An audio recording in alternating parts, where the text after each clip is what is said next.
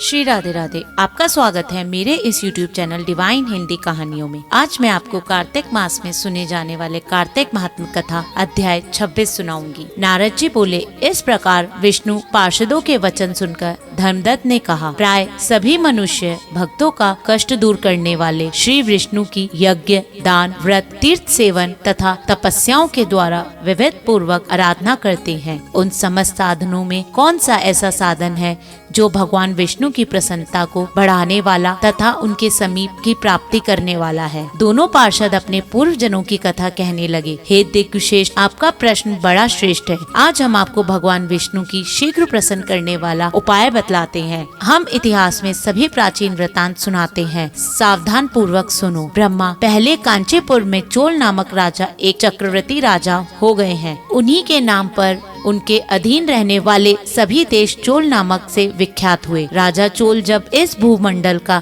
शासन करते थे, उस समय उनके राज्य में कोई भी मनुष्य दरिद्र, दुखी, पाप में मन लगाने वाला अथवा रोगी नहीं था। एक समय की बात है, राजा चोल अत्यंत क्षय नामक तीर्थ पर गया, जहाँ जगदीश भगवान विष्णु ने योग निद्रा का आश्रय लेकर शयन किया था। वहाँ भगवान विष्णु की दिव्य विग्रह राजा ने विविध पूर्वक पूजन की। दिव्य मणि, मुक्त फल तथा सुवर्ण के बने हुए सुंदर पुष्पों से पूजन करके शशांक प्रणाम किया। प्रणाम करके जो ही बैठे, उसी समय उनकी दृष्टि भगवान विष्णु के पास आते हुए एक ब्राह्मण पर पड़ी, जो उन्हीं की कांची नगरी में निवास करते थे। उसका नाम विष्णुदास था। उन्होंने भगवान की पूजा के लिए अपने हाथ में तुलसी दल और जल ले रखा था। निकट आने पर उन ब्राह्मणों ने विष्णु सुख का पाठ करते हुए देवादिदेव भगवान को स्नान कराया और तुलसी की मंजरी तथा पतों से उनकी विविध पूर्वक पूजा की। राजा चोल ने जो पहले रत्नों से भगवान की पूजा की थी, वह सब तुलसी की पूजा में ढक गई। यह देखकर राजा कुपित होकर बोला, विष्णुदास, मैंने मणियों तथा सुवर्ण से भगवान की जो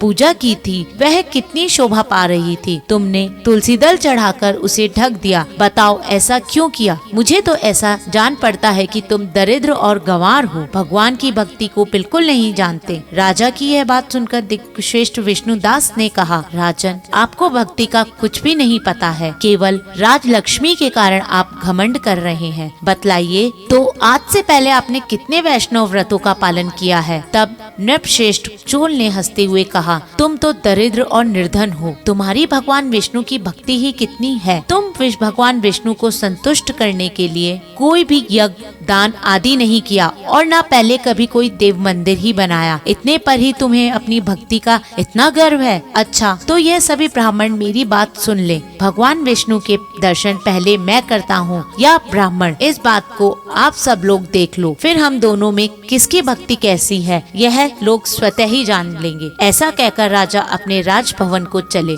वहाँ उन्हें महर्षि मृदुल आचार्य बनाकर वैष्णव यज्ञ प्रारंभ किया। उधर सदैव भगवान विष्णु को प्रसन्न करने वाले शास्त्रों न नियम अनुसार तब विष्णुदास भी व्रत का पालन करते हुए वहीं भगवान विष्णु के मंदिर में टिक गए। उन्होंने माघ और कार्तिक के उत्तम व्रत का अनुष्ठान, तुलसी वन की रक्षा की, एकादशी द्वादशी मंत्रों का जाप, नृत्य, गीत आदि मंगलमय आयोजनों के साथ प्रतिटांक से भगवान विष्णु की पूजा की आदि नियमों का आचरण किया। वे प्रतिदिन चलते फिरते और सोते हर समय भगवान विष्णु का स्मरण करते थे। उनकी दृष्टि सर्वत्र सम गई थी। वे सब प्राणियों के भीतर एकमात्र भगवान विष्णु को ही स्थिर देखते थे। इस प्रकार राजा चोल और विष्णुदास दोनों ही भगवान लक्ष्मीपति की आराधना में संलग्न थे। दोनों अपने अपने व्रत स्थिर रहते थे और दोनों ही संपूर्ण इंद्रियों तथा समस्त कर्म भगवान विष्णु को समर्पित हो चुके थे। इस अवस्था में उन दोनों की दीर्घकाल व्यतीत हो गया। धन्यवाद। अगर आपको मेरा ये चैनल पसंद आए तो मेरे इस चैनल को लाइक, सब्सक्राइब तथा शेयर करना ना भूलें। श्री राधे राधे।